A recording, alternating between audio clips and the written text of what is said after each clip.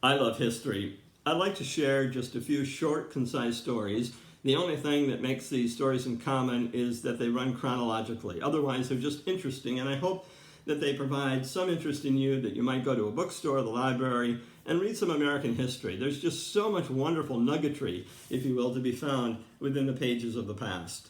As we know, weather plays a really important part in many historical outcomes in the country and around the world throughout the pages of history. One such occasion was when the Constitutional Convention was being called in Philadelphia in 1787. It was a very rainy and stormy time in the New England states, and roads were washed out, bridges were washed out, and so it was difficult for the delegates to get to Philadelphia. That wasn't the case for the Virginia delegates, and that's very important, because Virginia and a few of the other delegates that were there to, in an early fashion before the others arrived, were able to get together, talk, and define their arguments, because they knew the Articles of Confederation were absolutely impotent, and they needed to be torn up and started over. One of the examples that they provide from that time was the $3 million request from the Constitutional Convention during the Revolutionary War. The states were to help provide for debt relief and for ammunition and food and clothing for the soldiers, but instead of $3 million being amassed from the states, less than $40,000 will arrive. Just one sign of how impotent the Articles of Confederation were. There were 55 delegates that will show up for the convention from the 12 states, Rhode Island being, well, Rhode Island. They didn't send any delegates. But what was interesting about those delegates that did arrive, they came and they left, they came and they left, and there was never a time, not one single time, when all 55 of the delegates sat together, talked, debated, or voted.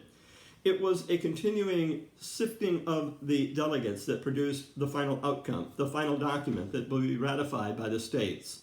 To underscore that sort of delegate movement, there's a story from July of 1787 when there was a real impasse between the big states and the small states and how to put together a Congress that allotted for all of those differences. And it was then that the delegates decided they would bring in a minister, a pastor, and that person would give a prayer.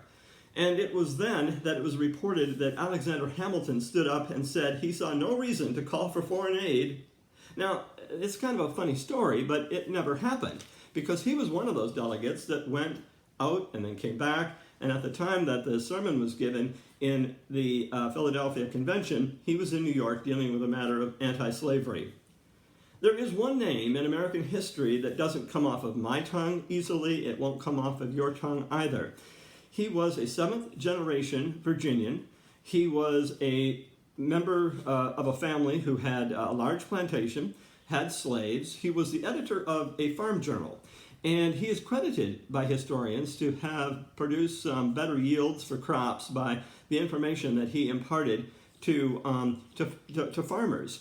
After the 1860 election, he moves from Virginia to South Carolina. He is about 6 feet tall. He is reported to have flowing white locks. He was quite engaging, and he also fired the very first shot at Fort Sumter. He is noted for the one that basically started the Civil War in a military sense by firing the first bullet. His name was Edmund Ruffian, and he writes a journal.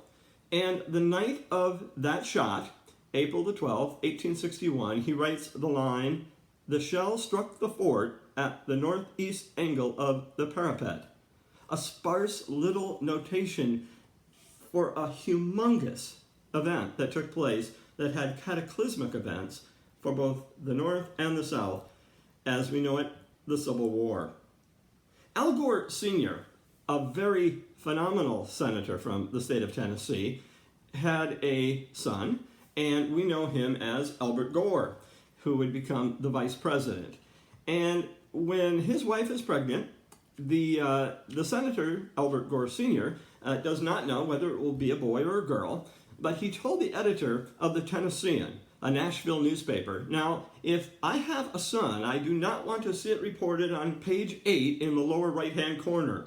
And so the day after, Al Gore, who we know as the vice president, is born, the editor makes it known in a headline that he had heard and followed the advice of Al Gore Sr. And so it has a headline on the Tennessean the day after Al's birth as, "Well, Mr. Gore, here he is on page 1. In 1966, Richard Nixon is traveling around the United States for the midterm elections, and he is hitting all the places where he thinks that he can help and also where he thinks he can get an IOU so that when he runs for president in 1968, he will have some help from around the country. He is known as, and as we know, a very straight-laced man. There's even pictures of him walking on a beach in his dress shoes, which is, a little bit odd. But it also fits the narrative for who Richard Nixon was. So it is a little bit stunning, if you will, that a part of the campaign one day in this rather straight-laced fashion, which was another just standard and uneventful day, has him flying on a James Bond plane. The same luxury plane, a Lockheed Jetstar, that Pussy Galore piloted in Goldfinger, one of my favorite James Bond films. In 1967, Michigan Governor George Romney is seen by many pundits and politicians as being the next presidential nominee for the 1968 election. And he's traveling around the country in some swing states and trying to find out how his message is resonating and meeting with voters.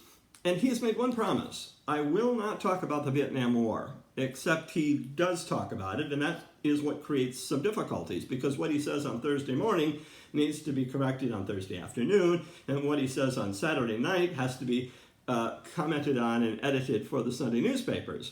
And so Jack Germond, who is just this fantastic reporter, if you haven't had any reading about him or understanding of who he is, he's a phenomenal reporter. He'll be one of the famed boys on the bus, as it was when campaigns were filled with newspaper writers and they would travel around with the president and the campaign. Jack Germond, however, comes up with a joke for George Romney in 1967, and he coined the joke that since Romney did it so often, making mistakes, he needed a new key on his typewriter that read, "Romney, later clarified." These are just a few examples of the nuggets that can be found in American history. And starting with some of those jokes and those interesting tidbits leads us deeper into the stories that really is well worth reading and knowing about. I have two options where some of these nuggets came from and recommendations that I would have for you about books to read. The first one is The Quartet by Joseph Ellis.